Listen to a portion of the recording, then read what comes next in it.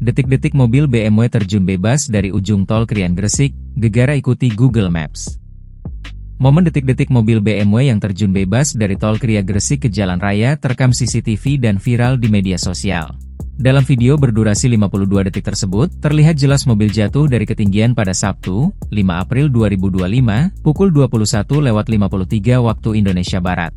Terlihat mobil BMW warna hitam terjun bebas ke jalan raya kemudian berhenti usai menabrak pohon yang ada di Taman Bunder, persis di samping eksit tol Bunder.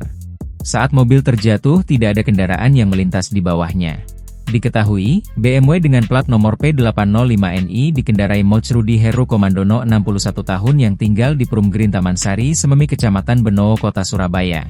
Selain itu, di dalam mobil juga ada seorang penumpang perempuan bernama Endang Sri Wahyuni 47 tahun warga Babatan Kecamatan Wiyung Surabaya.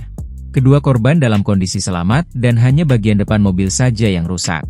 Diketahui, mobil BMW tersebut nekat lurus melintas di tol Krian Gresik lalu menerobos barrier beton serta memacu kendaraan dengan kencang. Rupanya, ujung tol Krian Gresik yang belum rampung itu langsung menghadap ke Jalan Raya Wahidin Sudirohusodo, dekat eksit tol Kebomas. Dengan ketinggian kurang lebih 7 meter, mobil tersebut berkenara lurus dan terjun lalu mendarat di jalur sisi utara.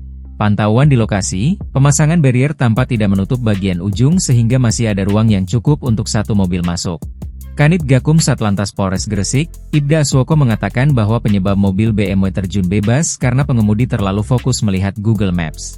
Pengemudi mobil terlalu fokus melihat Google Maps, pengemudi masuk melalui celah barier yang memang tidak tertutup di ujung arah pintu keluar gerbang tol, ujar Ibda Aswoko, Senin, 7 April 2025.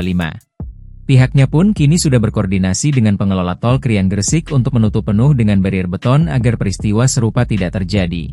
Dilaporkan jika kondisi kedua korban hanya mengalami luka lecet dan sudah diperbolehkan pulang. Sedangkan mobil BMW warna hitam itu mengalami kerusakan parah di bagian depan dan sudah diamankan oleh Satlantas Polres Gresik.